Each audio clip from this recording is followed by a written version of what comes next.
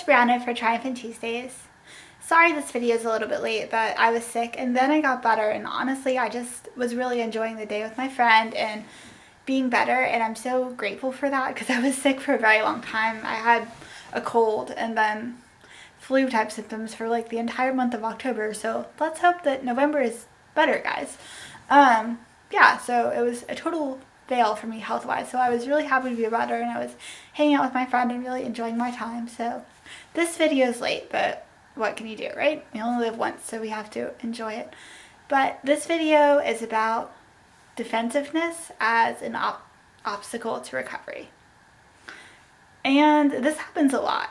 For example, have you ever been sitting in your therapist's office and she brings up something about you or says something about you or wants to talk about something that you don't want to discuss? I know I've definitely been there. And I had a therapist that actually, for like 10 minutes a session, would make me start talking about my cerebral palsy because I hated talking about that. For the longest time, I thought that my cerebral palsy and my anorexia weren't related at all.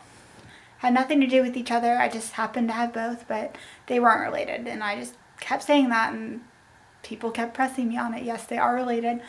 But just a side note, if you do have some kind of chronic condition and an eating disorder, they are probably related because eating disorders are coping mechanisms, so you're probably using that coping mechanism for a lot of things.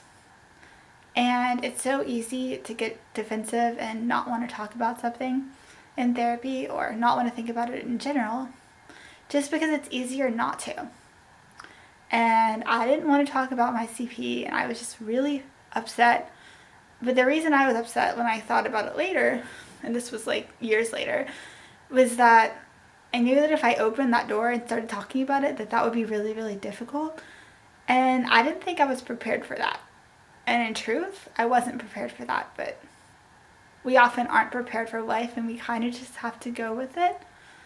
But being defensive and being unwilling to talk about things just stops you from recovering. Because for the longest time, I didn't want to be a normal weight and have cerebral palsy, which obviously will keep you stuck. Because if you recover from an eating disorder, more than likely, your weight's going to be normal.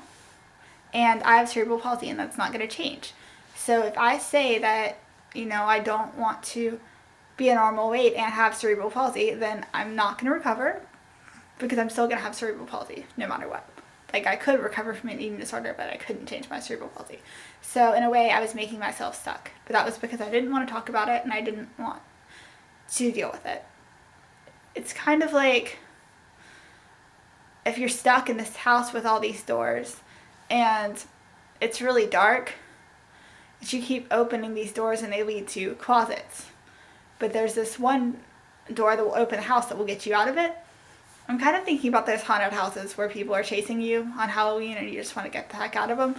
I've only been in one. It was really scary. But yeah, I'll never go in a haunted house again. But it's kind of like that, where all of these doors lead to closets or black holes or, places that don't go anywhere. And the only way out is to open the door that leads to the sunlight and leads out of the house. And therapists often can find those doors because they're supposed to be objective, and their goal is to help you, and you have to remember that their goal is to help you. So try to be open in therapy, because I was in the situation where I didn't want to open the door that was ultimately going to save my life, and realizing that, finally realizing that I didn't want to be a normal weight and have cerebral palsy, ultimately set me free. It was really hard. But when I realized that, I was able to deal with it. When I realized the connection that the two things had, I was able to realize, hey, this isn't changeable, my CP, but I could still get better, because eating disorders just trap you. They're a big, giant trap, and it seems like they'll make things better, but they don't.